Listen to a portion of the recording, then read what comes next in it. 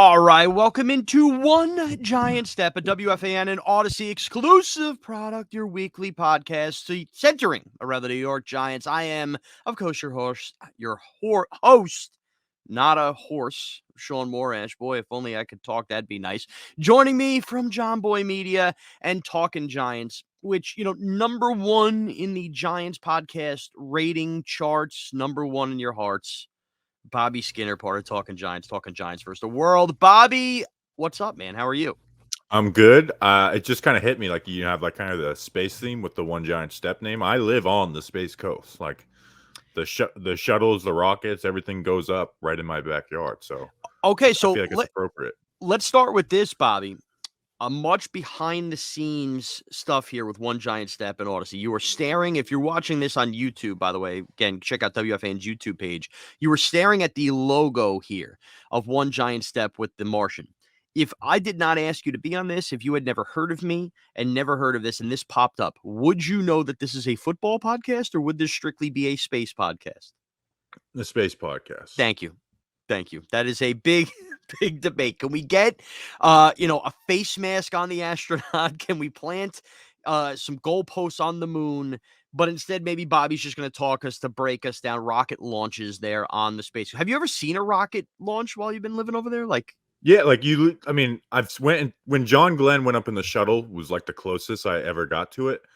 Because that was like such a big ordeal. But like I can walk out front and see them go off.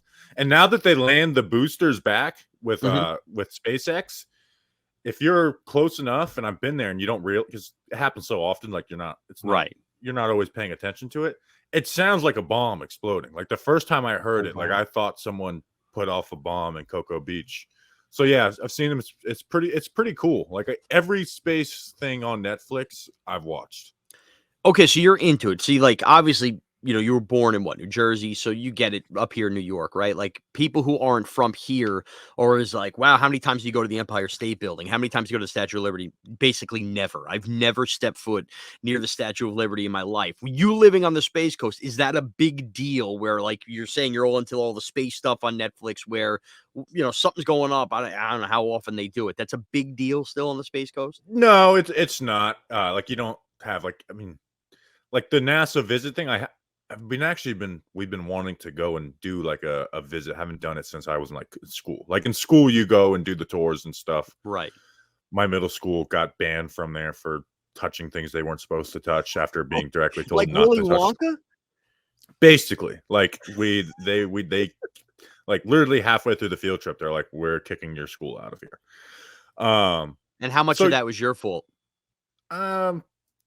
Actually, I wasn't. I mean, we were messing around, but there was some like even worse kids that were just going off. So it's definitely the same as like New Yorkers like not going to the Empire State Building and all that stuff. Bobby Skinner, of course, from Talking Giants and Jomboy Media. All right, Bobby, so let's sink our teeth into it. It is draft month. We're going to have guests on every single week. Last week, talked to Rick Saratella, NFL Draft Bible. This week, I wanted to get Bobby Skinner on because, in my opinion, Bobby, you are, I think, the best when it comes to anybody around Giants media. And look, you guys can spin it any way you want to talk in Giants. You are, despite no credentials in a game, a member of the media in your own right. And, basically the way it goes on. But the way you break down tape on a weekly basis, daily basis. I mean, honestly, nobody, I think, would have any idea what they were talking about the Giants offensive line if it wasn't for watching your game breakdown, your offensive line breakdowns. Looking at this offseason, and now before we get to the draft, let's talk about what they just did. They go on a free agency / trade spree, so to speak, but didn't overdo themselves the way they did in 2016. They end up plugging a couple huge needs while leaving some needs out there that, maybe one more opening in center. When you talk about the two biggest additions they had, which are obviously linebacker and stopping the run and Bobby Okereke, and of course pass catcher and getting the tight end and Darren Waller, who's an all-world tight end, but although is not the wide receiver we were all looking for, which do you think will have the greatest impact on the Giants as we enter 2023? So it's tough because I think without Waller, the Giants' offense could be sustainable. And without Okereke, the Giants, depending on what they did in the draft, but let's just say the draft gets eliminated, they don't add any new players, the Giants defense would not be sustainable. Like they had the worst linebacker core in the NFL. They were like the worst in yards per carry allowed. Like it was pitiful what their run defense was. So you could say that, but at the same time, offense is more important. And Darren Waller is the better player.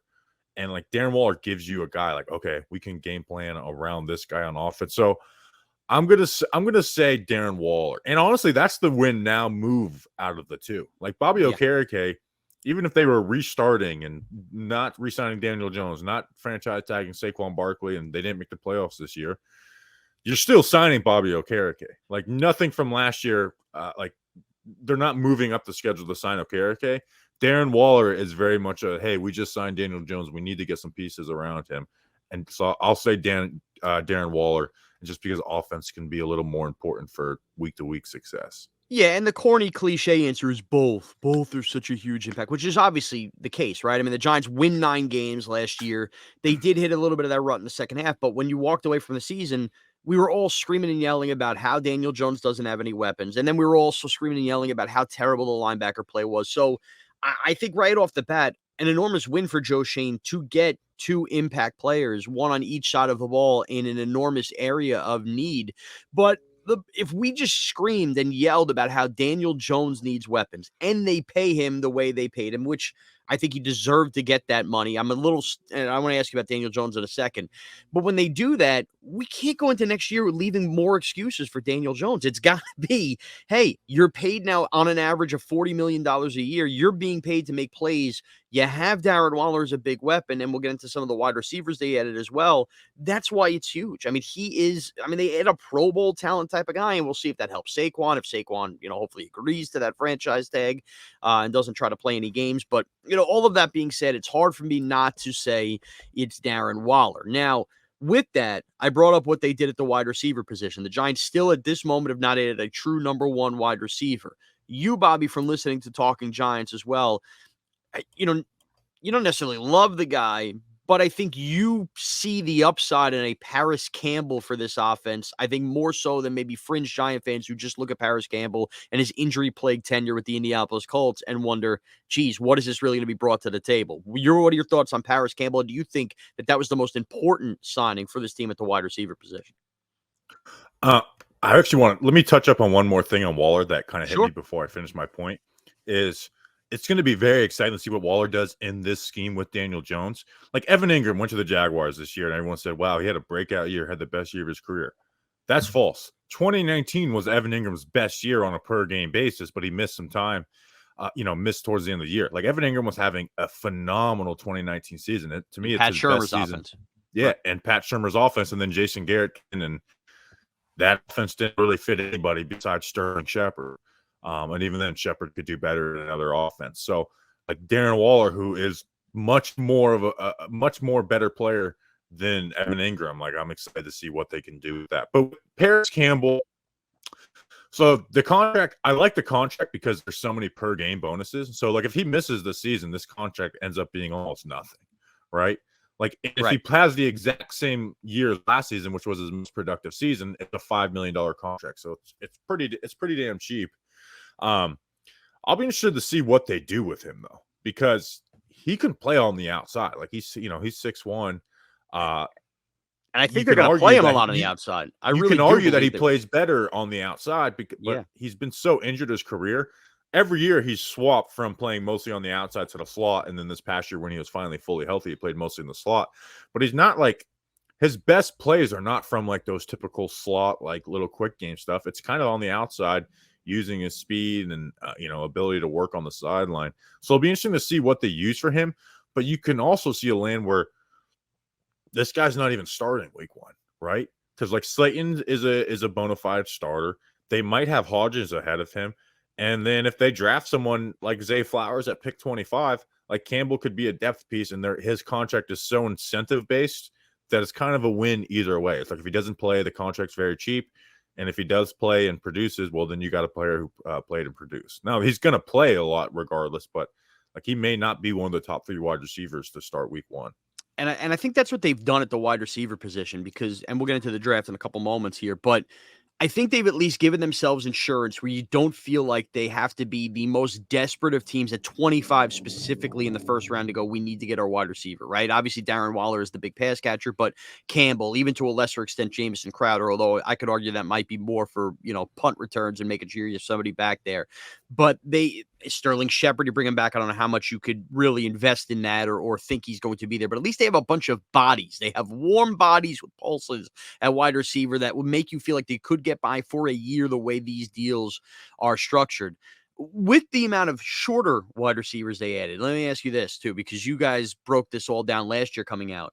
What do you think the realistic expectations for Wan'Dale Robinson are in this offense next year? Because I think he could be the biggest wild card to the entire team.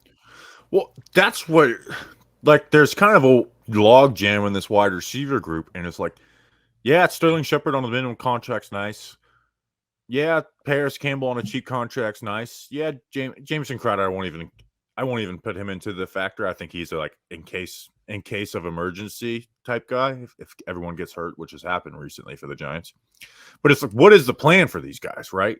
Because Paris Campbell, while I did mention he had some good stuff on the outside, they may have two guys ahead of him with Slayton and Hodges on the outside, and they may draft someone ahead of him. And Bobby, then in the slot, they drafted Wan'Dale Robinson. The third pick ever of Joe Shane was Wan'Dale Robinson. It's like, I don't know what the plan is exactly for these guys. And Wan'Dale, coming off a torn ACL, was already someone who needed work to his game. And his value was like, well, he's more athletic. He can do some more explosive stuff with the ball. Can he do that with a torn ACL? And he's not great at he still needs to get better at like the down in, down out wide receiver stuff at a 5'8" slot only type guy. Yeah, and what I was going to say there is, maybe I have the Joe Judge stench on me, and maybe this is too old school an approach as a Giant fan to think about the team and the roster building, but I look at all these wide receivers. Whatever happened to the mantra of once you get past like the first 2 to 3 wide receivers on the roster, they all better contribute on special teams. I mean, right now, Darius Slayton still could be your number 1 wide receiver. That's the guy who can still run and gun a little bit. Last year, you saw him, at least try to make the team that way because he wasn't really a special teamer his whole career. Who the heck is playing special teams in this wide receiver group? They all just feel like wide receivers. And how many of those kind of guys can you carry where they give you absolutely nothing other than Crowder on punt returns at the special teams level? Yeah, they're kind of in a similar situation to last year where they started the season with 6 wide receivers and none were special teams guys. I mean, the start of last year, they had Galladay, non-special teams, Wan'Dale, not Shep. Slayton wasn't. Tony. Right. David Sills, and then Tony. Yeah, like none of those guys were special. David Sills might have got a special team rep here or there, but he's not. He probably wasn't good at it. So, yeah, I guess they're gonna have to value looking at the for those guys in other positions, and get by with it. But one of their guys, who got the most like special team snaps for them last year? He was a starting player, I believe, in Julian Love. Like I'm pretty sure he got the most special teams snaps. And then so is there a starter that they're using that's getting a lot of those reps? I guess whoever they start opposite Xavier McKinney could be that role. So, but I don't know. I don't break down special teams. I don't know how they work exactly. No, I know. And I'm not trying to make a half an hour of this about special teams. I just found that part interesting when it comes to the wide receiver room. All right, now let's go ahead. This is draft month, right? Everyone's to sink their teeth into draft talk. You guys over at Talking Giants have done a great job. I heard the spot with Nick Filato talking about the mid to late round picks. Obviously breaking down some of those guys. We did a little of the same stuff with Rick Saratella last week. All right, this is the biggest question, I think, as we transition over is where do you value best player available versus need? Because I think that the general lazy answer, and maybe it's not lazy, maybe it's just truthful, is best player at a position of need, right? I think we understand that they're not going to take a tackle in the first round. They're not going to take a quarterback in the first round. They better not take Bijan Robinson for as good as he is in the first round. I can't go running back again. I think Joe Shane knows that. So I think that's probably what they do, but they have some pretty significant needs. Wide receiver 1 we talked about, but do you force a wide receiver 1 if 1 isn't there?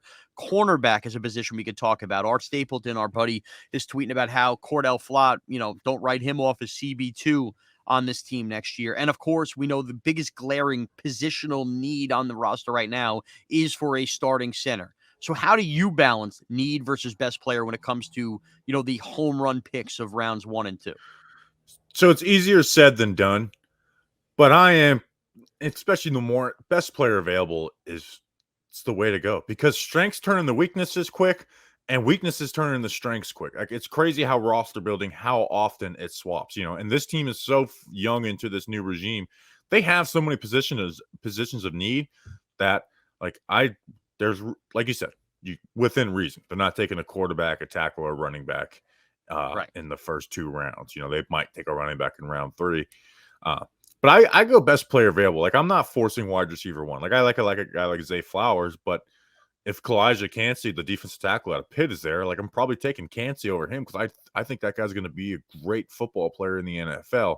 I don't necessarily know if he'll fall to 25, but for this team, and I actually do a draft day speech every year, and it's actually about how focusing on need in the short term, unless you are like a Super Bowl contender right now, which the Giants aren't, to me is short sighted. Like, if the Giants come out of this draft without a wide receiver, everyone will lose their mind, right? Yes, for sure. Well, what happens if the first 4 players picked end up signing second contracts with the Giants 4 years from now, and they got a wide receiver 1 next year? Of course. Is anyone complaining? So there's going to be tiebreakers, but for the most part, it's got to be best player available, because that's what this is about, is drafting guys who you think can be on this team for 6 to 10 years.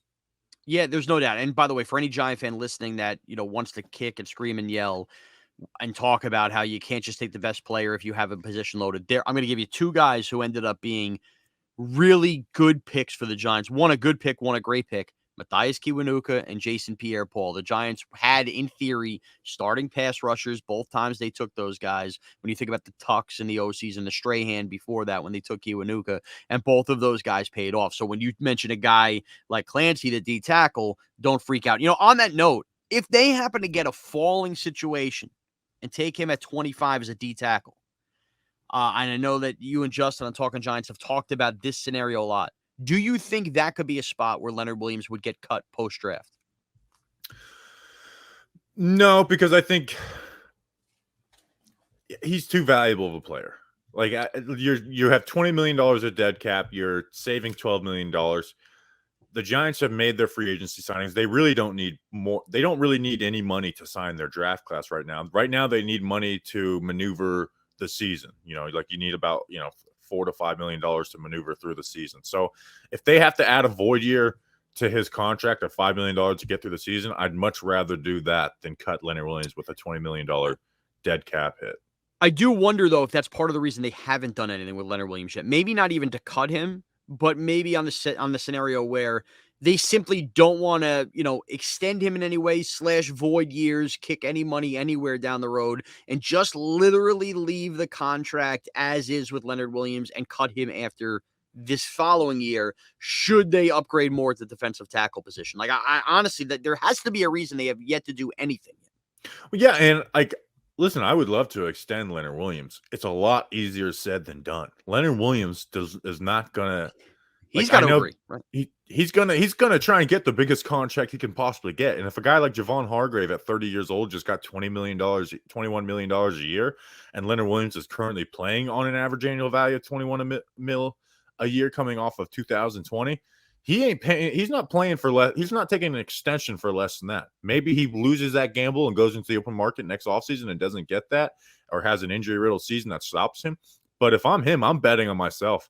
And I want to be with the Giants, but if you're going to extend me, like, that's where the number starts, is at 21 mil. I'm not taking a pay cut the next few years as the cap explodes. So I think it's ended. I think this is all going to end with $5 million of void money being added from someone's contract. And that could even be Daniel Jones. Like, Daniel Jones's contract is there's money to be moved around with, but that's where I think Shaun it's all. Watson already in Cleveland. They're already moving around. Like, these contracts are made, and to add those void years, there's nothing that, like, you don't have to have the player agree with it. Like, they literally they just tell them, hey, we're doing this, and it's done.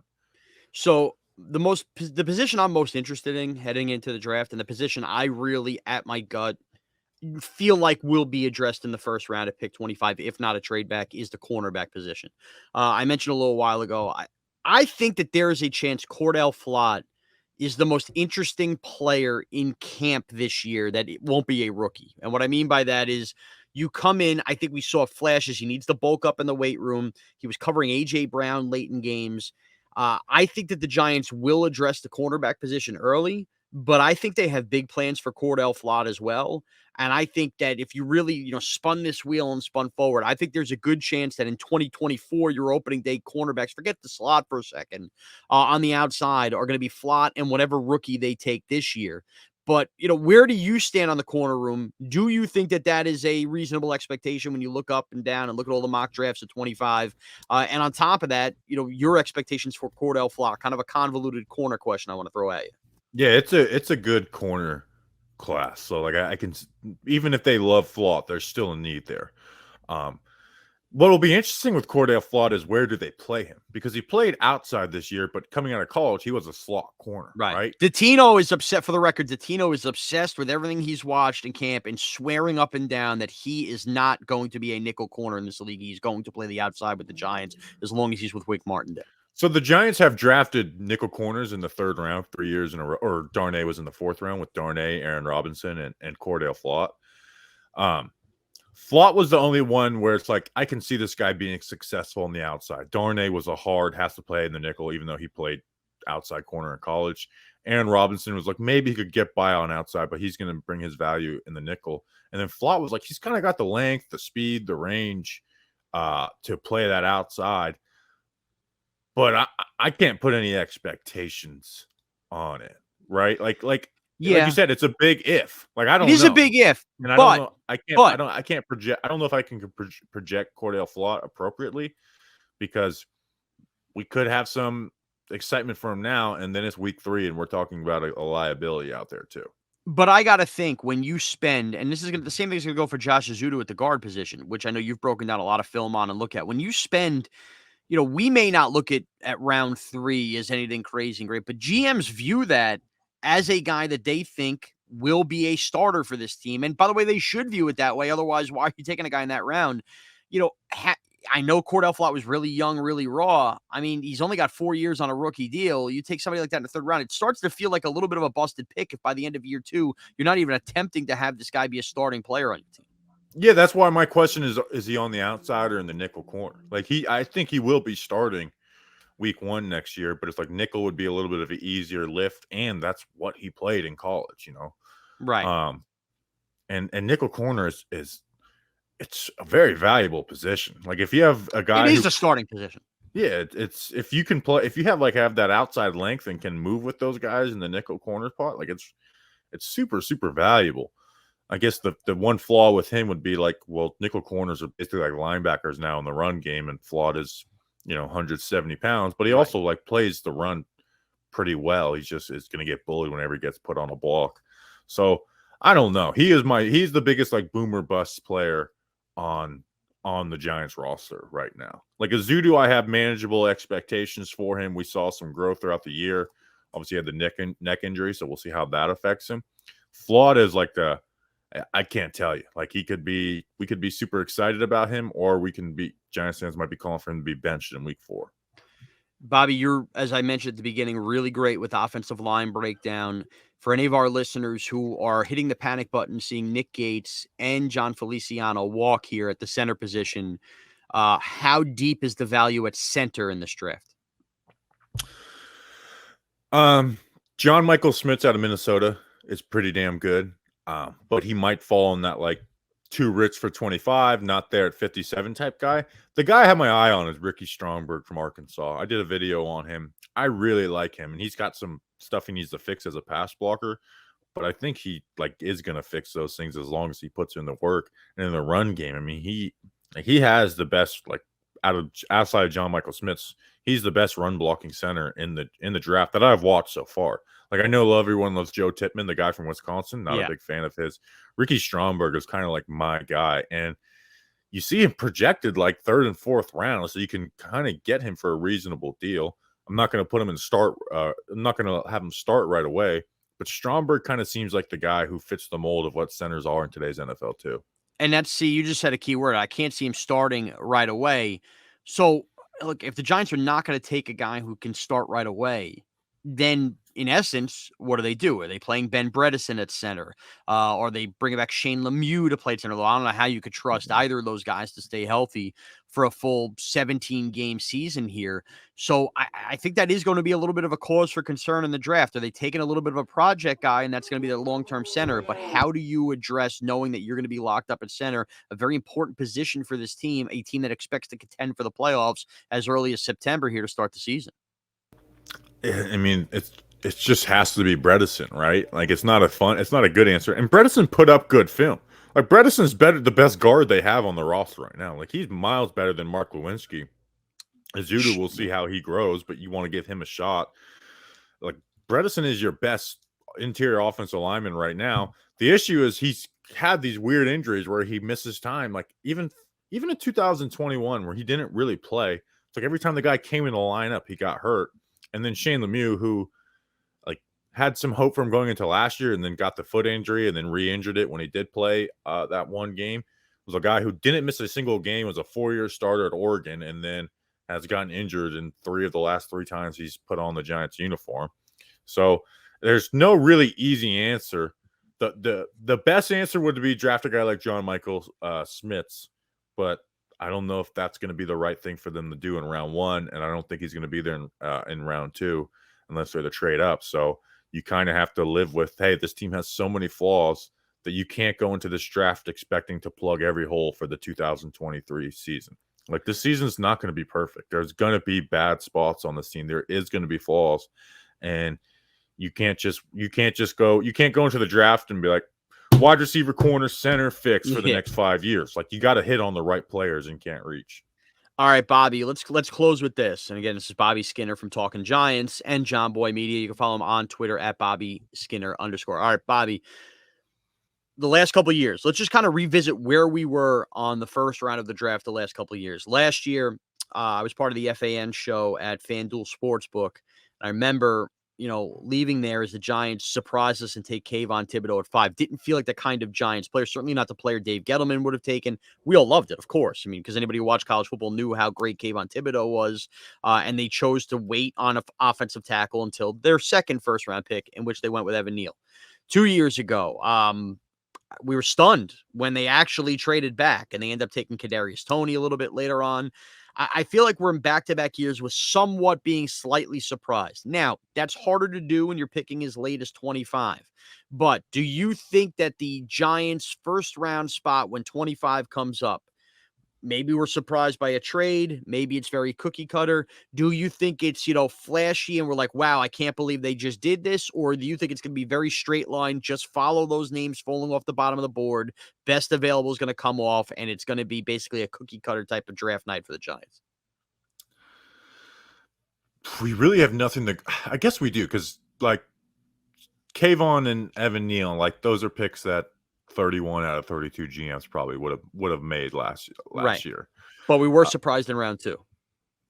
And round 3 and round 4. Yeah. So I think we're going to get some cookie cutter. Like if you ask me who's going to be the pick at 25, I'd say Zay Flowers. And I think that's right around the range he goes. It fits a need. It fits what they look for in wide receivers. If you look at their, history going back to Buffalo, I think it's going to be Zay Flowers at pick 25. So here's the other thing. I can't say I'm going to be surprised or else I wouldn't be surprised.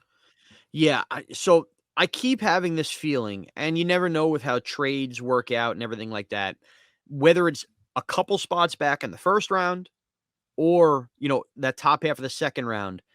I think the Giants might be in a spot at 25 where whoever they would have really loved a wide receiver is gone. Maybe the top 2 corners, 3 corners they thought would be there are gone. And you get a team hungry enough to trade up for that 5th-year option in Hendon Hooker, and the Giants trade back slightly. And then thus that's how they end up with a John Michael Schmitz as their first pick at center. And we end up with maybe an extra 2+ in that scenario. And then the Giants kind of collect and basically walk out of this with multiple second rounders type of players instead of the slam dunk first rounder at 25. I can definitely see that happening. And pick 25 has been traded a lot. I can't remember who said that. Like the last few years, it's like pick 25 has been traded. Like last year, maybe not. But anyway, that's where you see the draft day trades. I know like the Panthers and Bears trades are the ones that get your attention. But like pick 22 to 30 is where you see a lot of that action happening. Yeah. So I can definitely, because the Giants have so many needs, so that's why I can see that happening. And like you said, getting yourself a John Michael Schmitz and then, getting yourself a wide receiver that you like in that early second round, or a corner, like go center corner. And then we're looking like some wide receiver value guys in the third round. Or late second. So they'd have more picks. I wanted to close with this because you just did a great podcast with Nick Filato, who obviously does a great job breaking down all the film. I recommend everybody to go to Spotify, anywhere podcasts are available. Check out Talking Giants.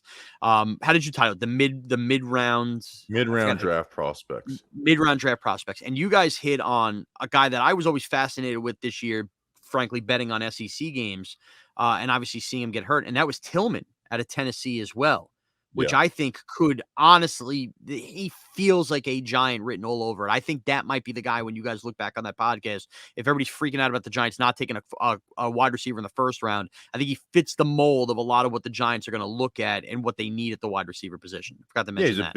He's a big guy with some size. Like, he had an 1,000-yard season in 2021 and then missed some games in 2022. Like, that could definitely be a fit. And we've seen where those type of offenses can be a little scary to draft from. We've seen the Giants, or we saw the Bills draft Gabe Davis from that exact same offense that Josh Heupel ran when he was at UCF. So I could definitely see that being a guy in round 3. So that's why, like I said, Zay Flowers could be like the most likely pick at 25 to me. But you can also see, like, hey, we're just going to try and grab a wide receiver in the third round and address other needs. Like, we got Waller, we got Campbell, we can live with what we got for a year. Bobby, where can everybody get your coverage, and tell us what you got planned at Talking Giants and the Jomboy football channel, everything you got coming up? This is obviously a huge month for football fans and Giant fans alike. Yeah, just follow me at Bobby Skinner _. You'll see most of the stuff we're doing, draft film breakdowns, draft podcasts, and then draft day. For the draft, we're recapping everything, giving you film on every Giants pick, and then we're live streaming the entire draft too. So I think it ends up like turning into like 17 to 18 hours of streaming for the draft, which is very exciting. So that's where you can find it. And we're not on live radio, so I won't make up some story. Yeah, Bobby has joined me plenty of times on the fan before, and look, it is what it is. Bobby's a big Net fan. He's got the devil juices flowing, so there's going to be a big April month. I'm sure Bobby's going to be yapping up a storm if you're a Ranger fan. If obviously you're a Knick fan or anybody else, the Sixers, check out Bobby there. And also, by the way, Bobby's got his own NASCAR Twitter handle as well. Any of our listeners love that. Check out his racing stuff there as well. Look, Bobby, thanks so much for joining us. I always love when I do a live chat with you. All the best. Let's go. Let's have a good draft month here. Let's go Big Blue. All right. Take care, everyone. And remember, subscribe, download everywhere podcasts are available, free on the Odyssey app, and check out WFAN's YouTube page as well. This is Shaun Morash, and this is One Giant Step.